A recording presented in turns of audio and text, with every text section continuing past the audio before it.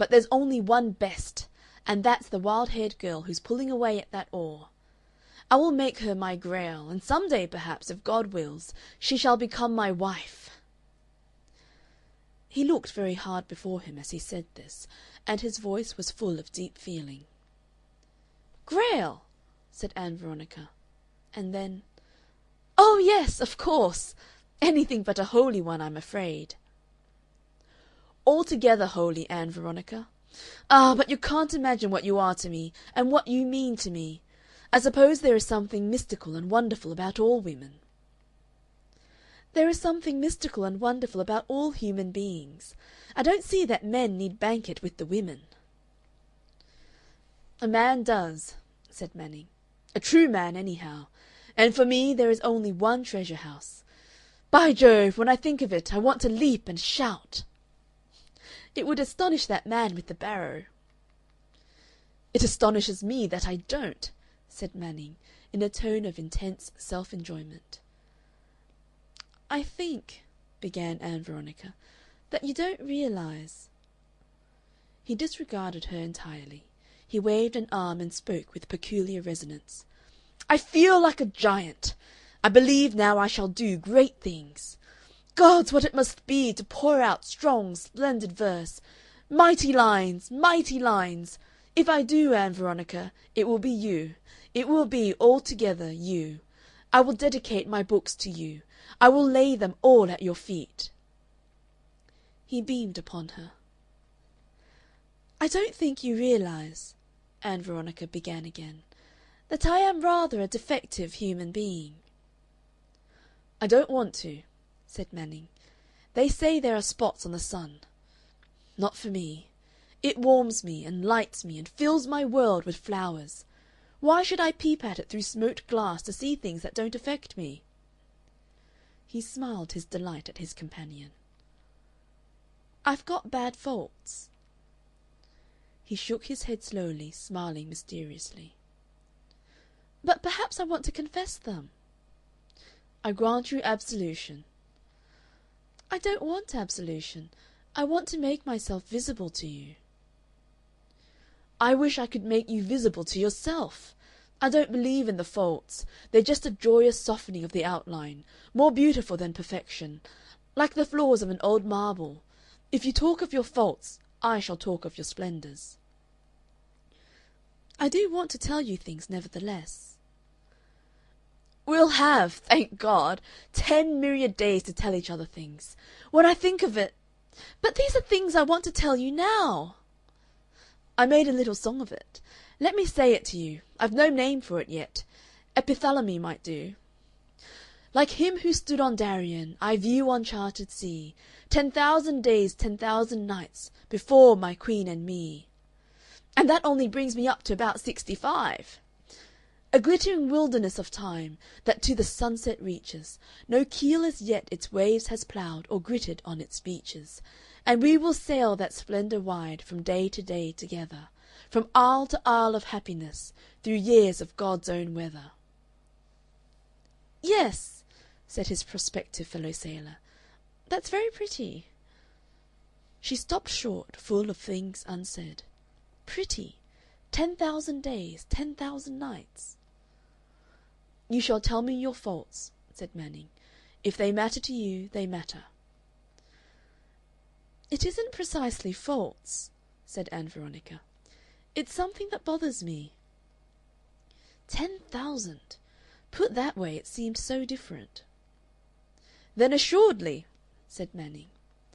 She found a little difficulty in beginning. She was glad when he went on. "I want to be your city of refuge from every sort of bother. I want to stand between you and all the force and vileness of the world. I want to make you feel that here is a place where the crowd does not clamor, nor ill winds blow." "That is all very well," said Ann Veronica, unheeded. "That is my dream of you," said Manning, warming. "I want my life to be beaten gold just in order to make it a fitting setting for yours. There you will be in an inner temple. I want to enrich it with hangings and gladden it with verses. I want to fill it with fine and precious things, and by degrees, perhaps, that maiden distrust of yours that makes you shrink from my kisses will vanish. Forgive me if a certain warmth creeps into my words. The park is green and grey to-day, but I am glowing pink and gold. It is difficult to express these things.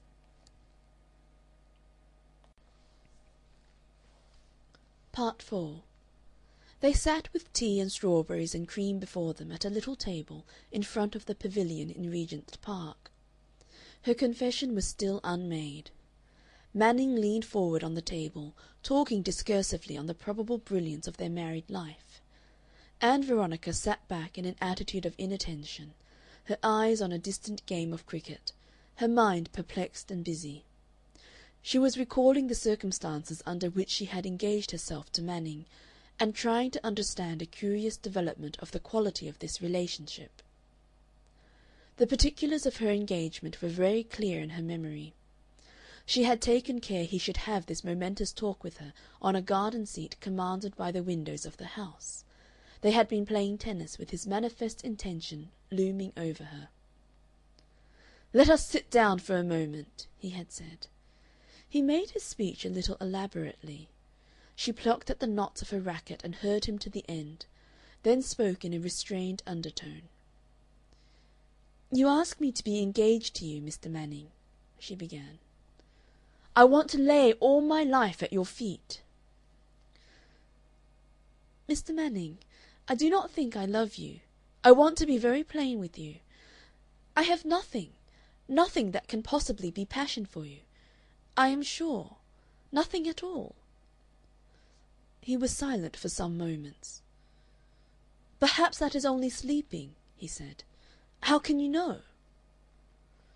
"I think perhaps I am rather a cold-blooded person." She stopped. He remained listening attentively.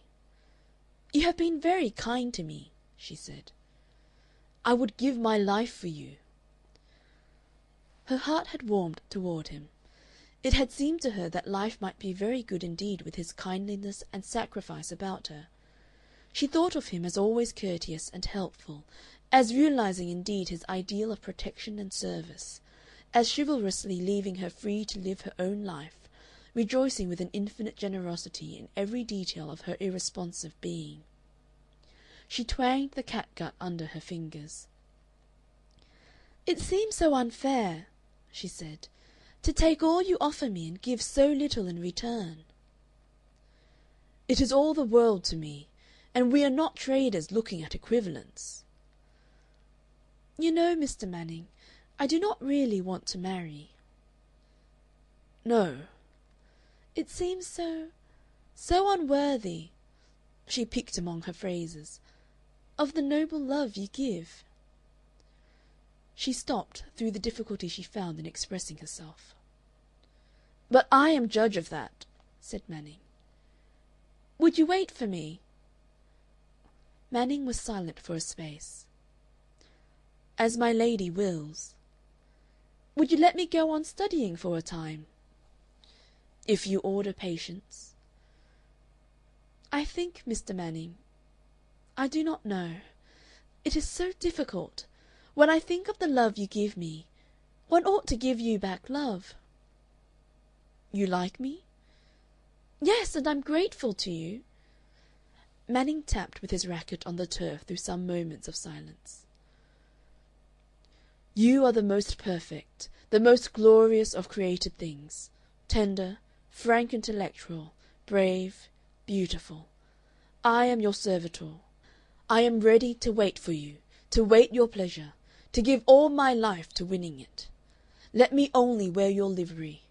Give me but leave to try. You want to think for a time, to be free for a time. That is so like you, Diana, Pallas Athene. Pallas Athene is better. You are all the slender goddesses.